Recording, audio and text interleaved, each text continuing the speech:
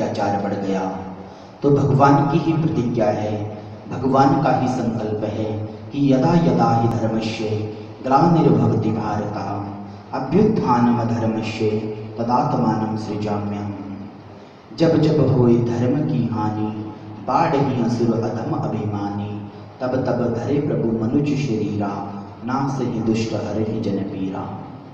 कि जब जब भी धरती के ऊपर पाप बढ़ा तब तब वो भगवान अनेकों अनेक रूपों को लेकर आए। कभी वो राम बनकर आए, कभी वो कृष्ण बनकर आए, कभी वो भगवान नरसिंह बनकर आए, तो कभी वो भगवान वामन बनकर आए। आज कहते हैं यही भगवान सांवरे बनकर आए, इसलिए इन्हीं सांवरे भगवान का नाम हुआ नंद नंदन आनंद कंद ब्रज नंदन भगवान श्री गोविंद भगवान श्री कृष्ण। कि यदुवंशी राजा सूरसेन और उनके पुत्र उग्रसेन, कहते हैं इन्हीं के पुत्र थे महाराज कंस। कंस के एक चाचा हैं जिनका नाम है देवक। देवक की 7 पुत्रियां हैं, जिनमें से 6 पुत्रियों का विवाह देवक जी महाराज पहले से ही कर चुके हैं। 7वीं पुत्री जिसका नाम है देवकी। देव भाग में इस पुत्री का नाम देवकी हुआ, अर्थात यह सदा हरि भक्ति में अपने मन को देने वाली है, इसलिए इसका नाम हुआ देवकी।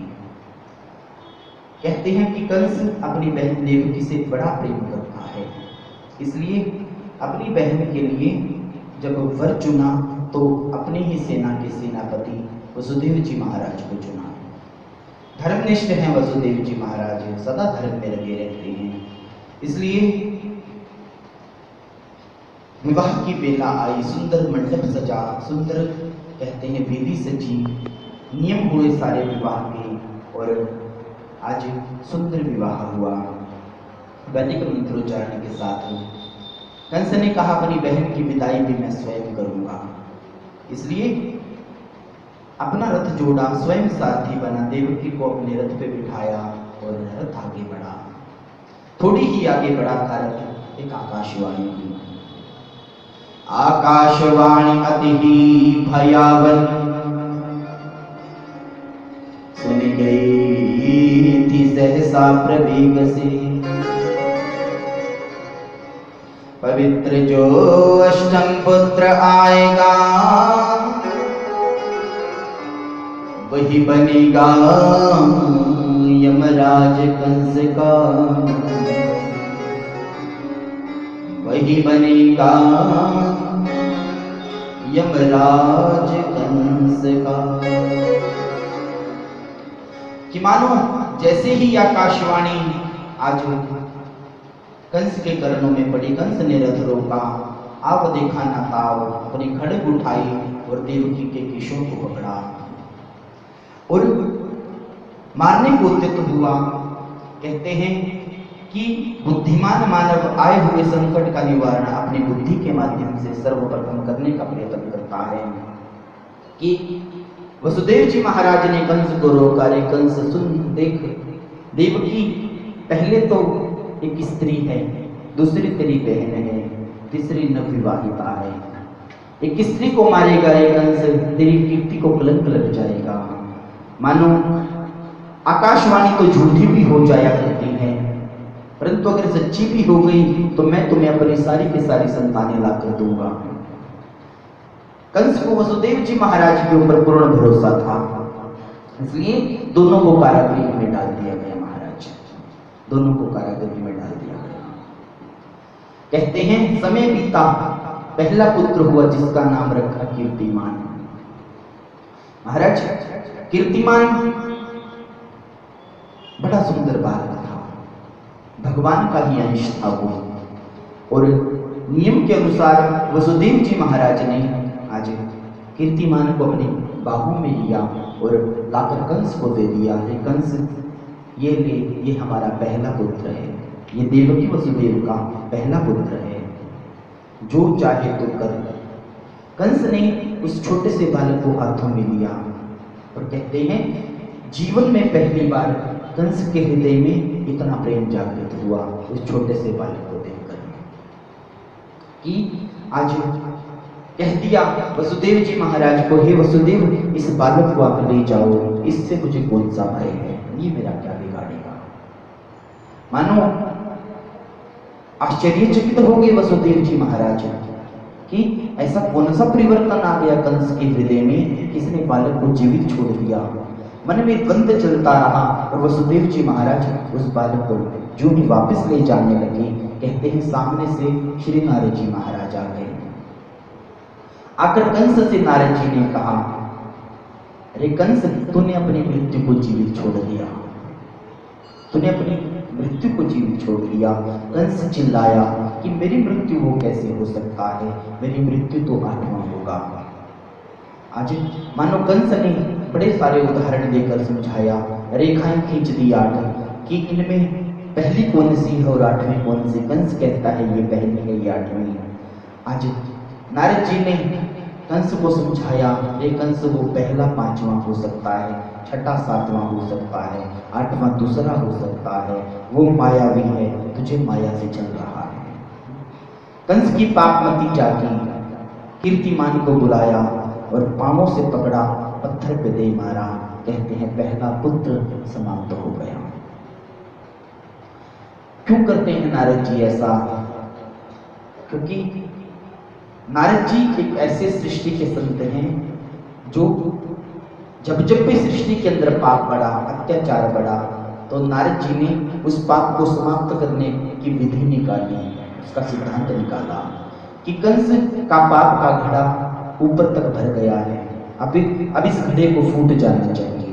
इसलिए कहा ये थोड़ा सा भी जो बचा है ना, ये भी भर जाए।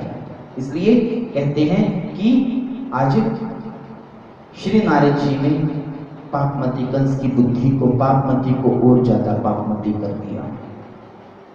दूसरा पुत्र हुआ, उसको भी यूं ही मार डाला गया। तीसरा हुआ, उसको भी यूं करते करते कहते हैं 6 पुत्रों को कंस ने मार डाला।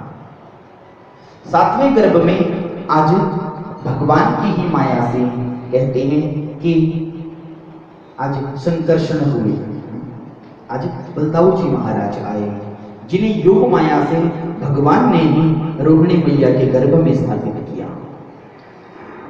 8वें गर्भ में कहते हैं स्वयं भगवान आए, आज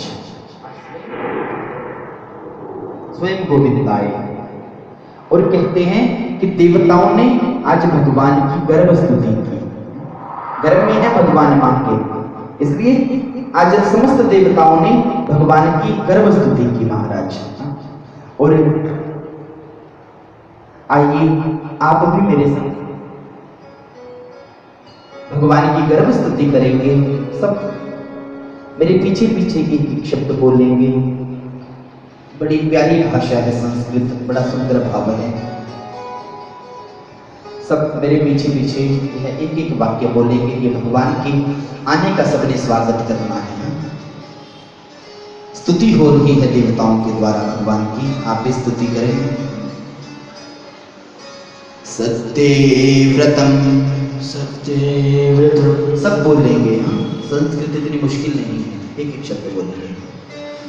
सत्यव्रतम, सत्यव्रतम, सत्ये परम, सत्ये परम, सत्ये परम, सत्ये परम, सब बोलिए।